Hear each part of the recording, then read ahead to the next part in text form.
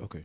Yeah. So my question is, based on what you said towards the end or just now about, later on in life, like because the foundation wasn't, you're raised by um, wrong hands, not intentionally. So how do you one find those loopholes or those mistakes or lacks, and when you find them, how do you respond to them in a way that it won't be, a problem anymore?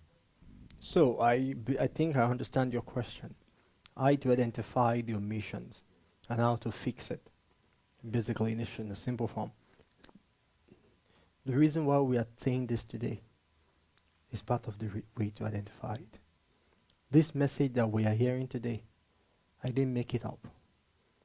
Somebody needed to hear it. It was for somebody. That's why the Lord brought it to us. This wasn't my plan yesterday afternoon. It wasn't. Because somebody needs to hear it. As we seek God, He will reveal the deficiencies in us to us. The nearer we get to God, the more we see the deficiencies in our life. The closer we get to Him, the more we see the omissions we have. The only way to detect and to identify omission is to keep getting closer and closer to the Lord. Now, let me tell you, if you have two shoes, one is original and one is fake, right? If you're looking at both shoes, if they are in different places, you may not know the difference. But the more they come closer to each other, you will start telling what? The difference is, this one is fake. He doesn't have this. He doesn't have that. You see, God is the standard. When we are far from God, we may not see the omissions and the loopholes in us. The closer we get to God, we'll start seeing the omissions. We'll start seeing what is not right. Because God is the right standard. If there's no right standard, anything is right. But once there's a right standard, anything that is contrary to that thing, when you bring it close to it, side by side, what happens? You see everything that is wrong. That is why the more we get closer to God, the more we see problem in our lives. That's the reason why. Because we are getting closer to the right standard. When we are far from God, you won't see problem. Because you are not side by side with the standard.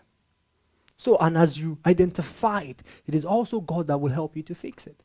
In prayer, in seeking God, in crying for help. I need help. And you also actively doing what you can do to change. Being intentional. Your effort. With the grace of God, all things are possible. There is nothing God cannot visit. But we also have a part to play in that. So the more we get close to God, the more we see the omissions. And the more we see the omissions, the more we cry to God for help. And He will help us. He's graceful. He's graceful enough to help us. Because most of those omissions, God knows fully well it wasn't your intention. It was just how we raised. I know that those that raised us, to most of them, it wasn't their intention. It was just all they knew. Because you can't give what you don't have. That's just the reality. So that's that.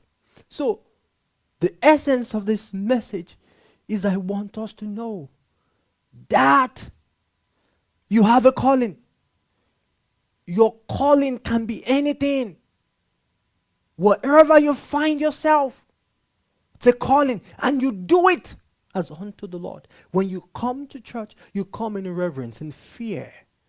If my calling, for example, is to be an engineer, when I'm doing my engineering work, I'm doing it in reverence and fear to the Lord. That is why if people are cheating, I will not cheat. Because I'm not doing it for whatever they're doing it for. I am doing this for the Lord. The Lord has called me there. And maybe God wants to use my life in that place to reveal something. If I'm not conscious that is my calling, I will follow the Lord. But when I know it is my calling and God wants to reveal His glory in this place through my life, everything will be different. And that's how God does things. And that is how the whole world will get to know that there is a God in heaven. And they will see His glory.